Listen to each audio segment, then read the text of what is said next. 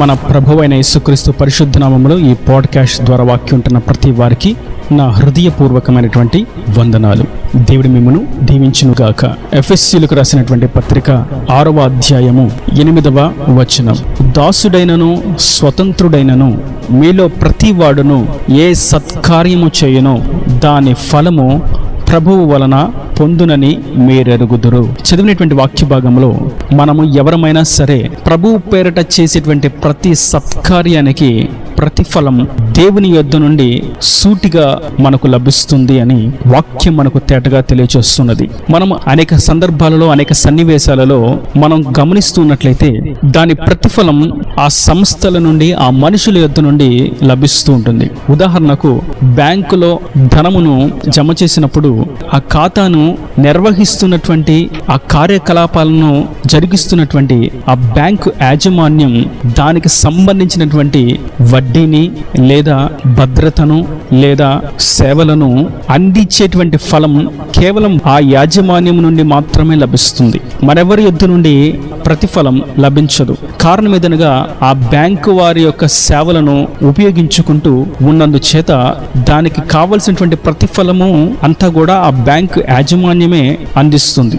మరియు ఉద్యోగం చేస్తూ ఉన్నట్లయితే నెలంతా కష్టపడిన తర్వాత దాని యొక్క జీతం ప్రతిఫలముగా యాజమాన్యం ఆ వ్యక్తికి ఇస్తారు. దాని అర్థం ఆ పనికి ప్రతిఫలం ఆ సంస్థ యొక్క యాజమాన్యం ఇస్తుంది. ఇలా మనం గమనిస్తూ ఉన్నట్లయితే అనేకమైనటువంటి సన్నివేశాలు మనం చూస్తాము.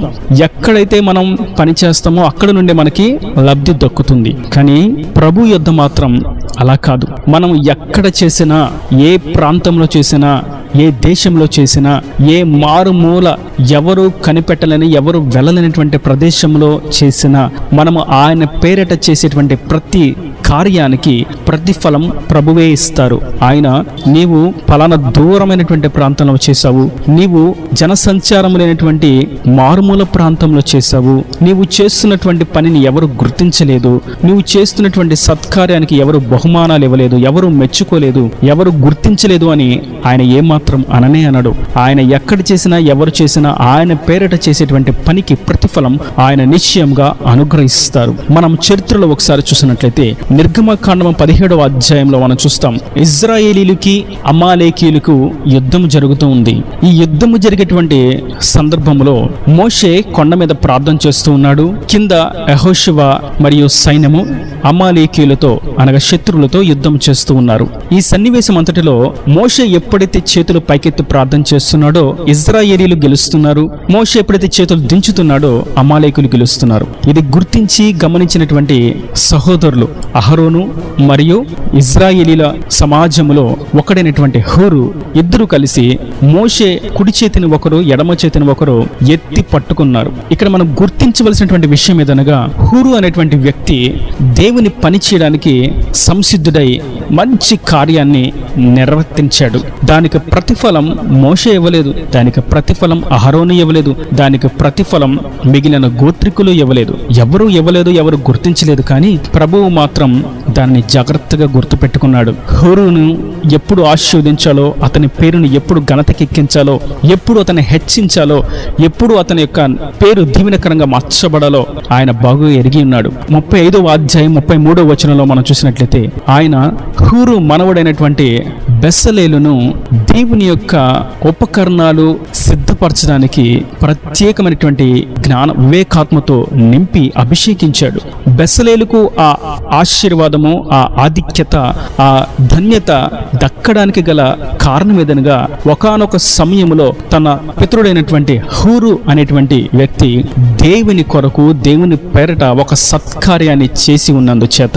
కనుక ఈ వాక్యం వింటున్నటువంటి నా ప్రియ సహోదరులారా, మనము సత్కార్యము దేవుని పేరట చేసినప్పుడు అది ఎన్నాళ్ళైనా నిశ్చయముగా దేవుని యొద్ద నుండి సమాధానము, ప్రతిఫలము, దీవెన, ఆశీర్వాదం దక్కుతుంది. దానిలో ఏమాత్రము సందేహము లేనే లేదు. హూరు అనుకుని ఉండొచ్చు, నాకు ఇంకా ఈ దేవుడు ఏ ఆశీర్వాదము తీసుకురాలేదేంటి, ఇందును బట్టి నాకు ఎవరు బహుమతి ఇవ్వలేదేంటి, ఇందును బట్టి నన్ను ఎవరు మెచ్చుకోలేదేంటి అని హూరు ఒకవేళ అనుకుని ఉండొచ్చు. కానీ హూరు అనుకున్న దానికంటే దేవుడు గొప్పదైనటువంటి దీవెనను అతనుకు అనుగ్రహించాడు. దేవుని కొరకు సిద్ధపరిచేటువంటి ఆ ప్రత్యక్షపు గుడారములో ఉపకరణాలను సిద్ధపరిచేటువంటి అతి పరిశుద్ధమైనటువంటి పనిని చేసేటువంటి అర్హతను, ఆధిక్యతను, ధన్యతను తన సంతతి అనేటువంటి బెస్సలేలకు దేవుడు అనుగ్రహించాడు. ఇలా మనం చూస్తూ ఉన్నట్లయితే దేవుని పేరిట చేసినటువంటి ప్రతి పనికి ప్రతిఫలం ఆయన ఇవ్వక మానడు అన్న సంగతి వాక్యాన్ని ధ్యానిస్తున్నప్పుడు మనకు అనేకమైనటువంటి సందర్భాలలో, సన్నివేశాలలో మనకు అర్థమవుతూ ఉంటుంది. కనుక నా ప్రియ సహోదరులారా, మనం ఏది చేసినా నిశ్చయంగా దేవుడు మనకు అనుగ్రహిస్తాడు. చిన్న కాసును ఆయనకిచ్చిన లేదా గొప్ప రాశిని ఆయనకిచ్చిన ప్రతి దానికి ప్రతిఫలం దేవుని యొద్ద నుండి వస్తుంది. అది చిన్నదే గాని పెద్దదే గాని ఆ హృదయ ప్రతిష్టతను బట్టి, దాతృత్వపు హృదయాన్ని బట్టి, సమర్పణను బట్టి దేవుడు గొప్ప ప్రతిఫలాన్ని అనుగ్రహిస్తాడు. అది మన సంతతికి ఇవ్వచ్చు, లేదా మనకే ఇవ్వచ్చు, లేదా మన కుటుంబీకులకి ఇవ్వచ్చు, లేదా మన వారసులకు ఇవ్వచ్చు. ఎట్టి విధంగా అయినా ఆయన ప్రతిఫలము ఇస్తారు. మనము ఆయన సన్నిధిలో ఒక చిన్న పొల్లను తీసి ప్రక్కన పెట్టినా అది ఆయన పని, దానికి ప్రతిఫలము నిశ్చయంగా ఆయన ఇస్తారు. ఆయన సేవకులను ఇంట చేర్చుకొని చిన్న గిన్నెడు నీళ్లు ఇచ్చి వారి దప్పిక తీర్చిన ఆ ప్రతిఫలము దేవుడు ఇస్తారు. ఆయన రాజ్య వ్యాప్తి కొరకు చిన్న కూడికను పెట్టుకొని అనేకులకు సువార్తను వినిపింపచేస్తే దానికి ప్రతిఫలం ఆయన ఇస్తారు. మన జీవితంలో ఆయన చేసిన కార్యాలను జ్ఞప్తికి తెచ్చుకుంటూ కృతజ్ఞతాస్తుతిగా స్తుతి కూడికను పెట్టించుకుంటే దానికి దీవెన, ప్రతిఫలం, ఆశీర్వాదం ఆయన ఇస్తారు. ఆయన నామ మహిమార్థము జరుగుతున్నటువంటి ఆరాధనలో చేరడానికి దూర ప్రయాణాలు చేసి పరిశుద్ధుల సమూహంలో ఆయనను ఆరాధించడానికి వెళితే ఆ పరిచర్లో మనదైన శైలిలో చేయందిస్తే దానికి ప్రతిఫలం దేవుడు నిశ్చయంగా ఇస్తారు. ఇలా మనం ధ్యానిస్తూ ఉన్నట్లయితే అనేకమైనటువంటి విషయాలు మనకు ఒకదాని వెంబడి ఒకటి వస్తూనే ఉంటాయి. కానీ మనము ఆయన పేరట చేసేటువంటి, ఆయన నామంలో ఆయనను సంతోషపెట్టేటువంటి విధంగా చేసేటువంటి పనికి మాత్రమే ఆయన ప్రతిఫలం ఇస్తాడు. ఒకవేళ ఈ చిన్న షరతును ప్రక్కన పెట్టి మనుషుల మెప్పు కొరకు, మనుషులను సంతోషపెట్టడానికి ఆ పనులను నిర్వర్తించినట్లయితే దానికి ప్రతిఫలము దేవుని యొద్ద నుండి రాదు. అందుకే ప్రభు అంటారు, మీరు నీతి క్రియలు చేయనప్పుడు, దాన ధర్మాలు చేయనప్పుడు జాగ్రత్త పడండి అంటారు మత్తయి సువార్త 6వ అధ్యాయంలో. ఒకవేళ మీరు చేసేటువంటి పని, మీరు చేసేటువంటి సత్కార్యము, నీతి కార్యము మనుషులకు కనబడినట్లయితే దానికి ప్రతిఫలము దేవుని యొద్ద నుండి రాదు. కారణం, మీరు మనుషుల మెప్పు కోరుకున్నారు గనుక, ఆ మనుషుల మెప్పు మీకు దక్కింది కనుక, మనుషులు మిమ్మల్ని మెచ్చుకున్నారు గనుక మీకు ప్రతిఫలం వచ్చేసింది. ఇక మీకు దేవుని యొద్ద నుండి ఏ ప్రతిఫలము, ఏ దీవెన రాదు. అందుకే మనం ప్రతి సత్కార్యంలో, ప్రతి నీతి క్రియలో, ప్రతి ఒక్క దేవుని పనిలో కూడా మనుషుల సంతోషాన్ని కోరుకునేటువంటి క్రియను ప్రక్కన పెట్టి దేవుని కొరకు చేస్తున్నామని మంచి మనస్సాక్షితో చేసినట్లయితే దానికి ప్రతిఫలం ఆయన ఇవ్వక మానడు. అది ఎన్నాళ్ళైనా, ఎన్నేళ్ళైనా, ఏ స్థితి అయినా, ఏదైనా ఆయన నిశ్చయంగా ప్రతిఫలం ఇస్తారు. మనం దేవుని కొరకు ప్రతిష్ఠిత కలిగి, పవిత్రత కలిగి, సమర్పణ కలిగి, యథార్థంగా, నీతిమత్వంగా, విశ్వసనీయంగా ఆయన దృష్టిలో కొనసాగుతున్నప్పుడు ఆయన ప్రతిఫలంగా మనకు నిత్య జీవాన్ని ఇస్తారు. ఆయన మనల్ని మర్చిపోయేవాడు కాదు, మన ప్రార్థనను మర్చిపోయేవాడు కాదు, మన ప్రతిష్టతను, మన సమర్పణను మర్చిపోయేవాడు కాదు, మన తీర్మానాన్ని మర్చిపోయేవాడు కాదు, మనతో ఆయన చేసిన నిబంధనను మర్చిపోయేవాడు కాదు. మనం చేసేటువంటి కన్నీటి ప్రార్థన, ఉపవాస ప్రార్థనను ఆయన మర్చిపోయేవాడు కానే కాదు. ప్రతిఫలం నిశ్చయంగా ఆయన అనుగ్రహిస్తాడు. ఉపవాస ప్రార్థన మౌనంగా ఎవరికి తెలియకుండా చేసినా దాని ప్రతిఫలం ఆయన ఇస్తారు. మౌనంగా ఎవరికి కనపడకుండా 4 గోడల మధ్య చేసేటువంటి ప్రార్థనకు ప్రతిఫలం ఆయన ఇస్తాడు. ఆయన నామంలో చేసేటువంటి ప్రతి పనికి, ప్రతి క్రియకు, ప్రతి సత్కార్యానికి జవాబును, సమాధానాన్ని, దీవెనను, ఆశీర్వాదాన్ని ఆయన నిశ్చయంగా అనుగ్రహించి సంతోషాన్ని కలుగు చేస్తాడు. ఆయన సన్నిధిలో సాక్షిగా నిలబెడతాడు. ఆయన నిత్య రాజ్యంలో మనలను వారసులుగా చేసుకుంటాడు.